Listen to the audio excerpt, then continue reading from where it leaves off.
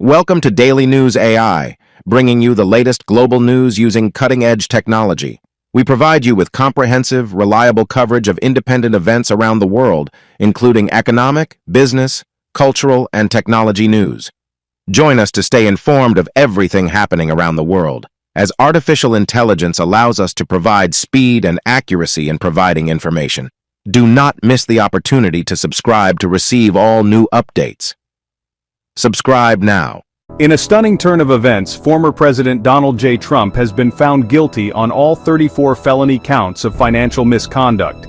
This landmark verdict marks the first time in American history that a former president has been convicted of a crime. The news sent shockwaves across the nation and around the world, signaling a potential turning point in American politics and justice. The trial, held in the New York State Supreme Court, captivated the nation for weeks. Prosecutors presented a mountain of evidence, painting a picture of a businessman who routinely flouted the law for personal gain.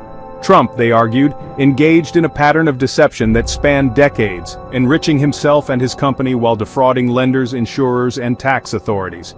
The defense team countered by portraying Trump as a savvy businessman who relied on trusted advisors and was unaware of any wrongdoing. The jury, however, ultimately sided with the prosecution. After days of deliberation, they delivered a unanimous verdict, finding Trump guilty on all counts. The charges, which include falsifying business records, conspiracy, and grand larceny, carry significant prison time. Trump, who has remained defiant throughout the proceedings, now faces the prospect of spending his remaining years behind bars. This historic verdict sends a clear message: no one, not even a former president, is above the law. The 34 felony counts against Trump center around a long-running scheme to inflate the value of his assets, to secure favorable loans and insurance policies, while simultaneously minimizing their value to reduce his tax burden. Prosecutors meticulously laid out a complex web of financial transactions, alleging that Trump and his associates knowingly misrepresented the value of various properties, including golf courses, hotels, and even his personal brand. One key piece of evidence was the Trump Organization's Statement of Financial Condition, an annual document that Trump used to secure loans and impress lenders.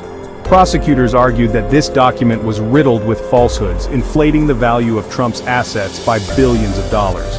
They presented testimony from former Trump Organization executives who claimed that Trump personally directed the manipulation of these valuations.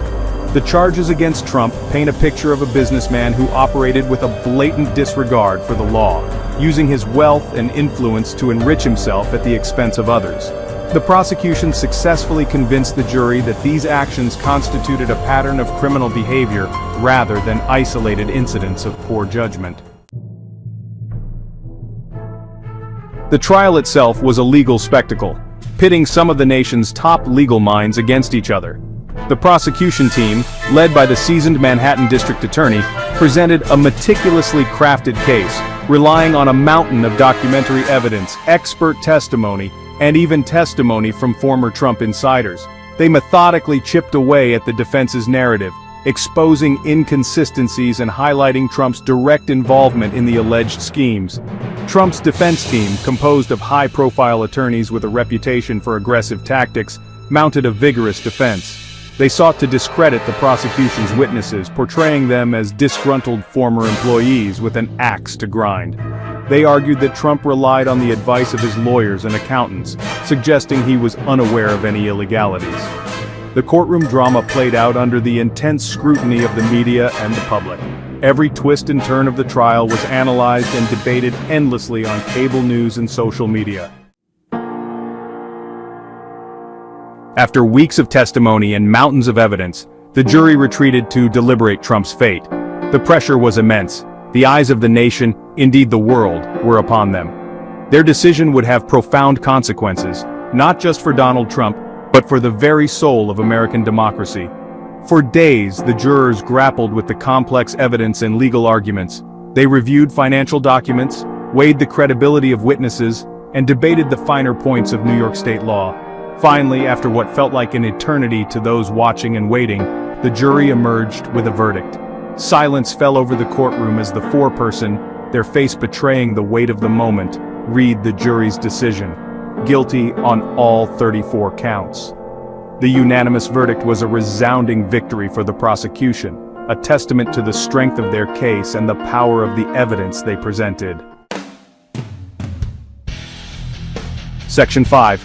Trump's response, Defiance and Denial. True to form, Donald Trump responded to the guilty verdict not with contrition or acceptance, but with a furious torrent of denial, deflection, and accusations of a politically motivated witch hunt. In a fiery statement released shortly after the verdict, Trump railed against the judge, the jury, the prosecutors, and anyone else he deemed to be part of the deep state conspiracy against him. He claimed, as he has throughout the trial and indeed throughout his time in the public eye, that he was the victim of a politically motivated witch hunt, orchestrated by his enemies to silence him and prevent him from running for office again. His words, laced with anger and resentment, did little to engender sympathy or understanding from those outside his most ardent base of supporters. Section 6. The legal fallout, appeals, and potential sentences. The guilty verdict is far from the end of the legal road for Donald Trump. His legal team has already vowed to appeal the verdict, a process that could drag on for months or even years.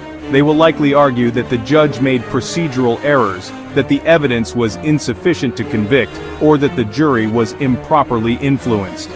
Meanwhile, Trump awaits sentencing. Given the seriousness of the charges and the number of counts on which he was convicted, he faces the very real possibility of a significant prison sentence.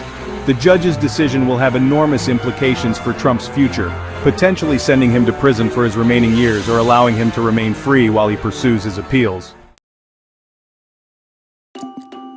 Section 7. Political earthquake, shockwaves through the GOP. The guilty verdict sent shockwaves through the Republican Party, which has long been in thrall to Donald Trump. The party now finds itself at a crossroads, grappling with how to move forward in the wake of this historic conviction. Some Republicans, particularly those who have long been critical of Trump, have called for the party to distance itself from the former president and his brand of grievance politics. However, many Republican lawmakers remain fearful of alienating Trump's loyal base of supporters. This fear has led to a sense of paralysis within the party, with many Republicans reluctant to take a public stand on the verdict or its implications. Section 8. Public reaction, a nation divided. The public reaction to Trump's conviction mirrored the deep political divisions that have come to define American society in recent years. Trump's supporters, many of whom view him as a victim of a political witch hunt, expressed outrage at the verdict, denouncing it as a travesty of justice and a sign of a rigged system.